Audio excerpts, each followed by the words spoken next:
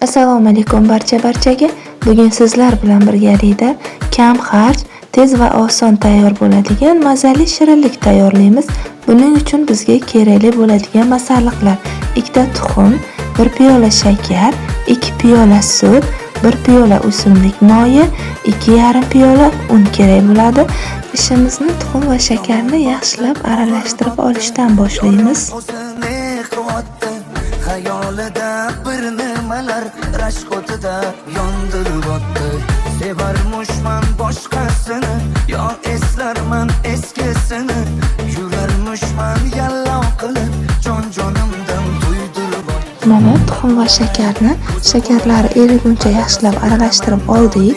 Endi bunga 2 piyola sut hamda 1 piyola o'simlik moyi solamiz va yana yaxshilab aralashtiramiz.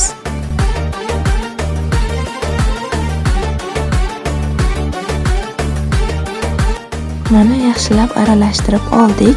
Endi bunga xamirimizni suvi quyuqligiga qarab un solamiz. Menda o'rtacha hisobda 2,5 piyola un ishlatdim. Yomon botdi, mendan ko'p gumon quvotdi. Shuncha janjal, shuncha tuhmat, hayronman qatdan. Unimizni qumoqlari qolmaguncha yaxshilab aralashtirib olamiz. Mana ko'rib turganingizdek xamirimiz bir tekis chiqdi. Xamir tayyor bo'lganini uni aralashtirganda orqasida iz qolganidan bilsangiz bo'ladi. Endi unga 1 choy qoshiq razvedritel, 1 choy qoshiq vanilin solamiz va yana bir marta aralashtirib olamiz.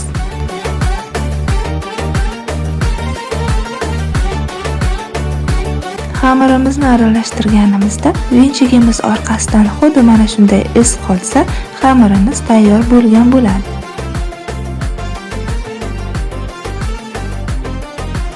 Endi silikon qolipimizni yog'lab olamiz. Men oddiy o'simlik yog'i bilan yog'lab oldim. Siz yog'lamasangiz ham bo'ladi. Endi uni o'zimizga qulay bo'lgan holatda qolipimizga quyib olamiz va oldindan qizdirilgan duxovkada 15-20 minut davomida 180 gradusda pishirib olamiz.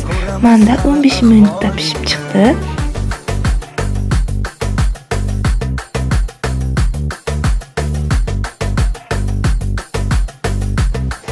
Tayyor bo'lgan shirinligimizni silikon qolipdan ajratib, o'zimizning xohishimizga ko'ra bezatib olamiz. Men shakar upasi bilan bezab oldim. Siz xohishingizga qarab shokoladli glazur bilan ham bezashingiz mumkin.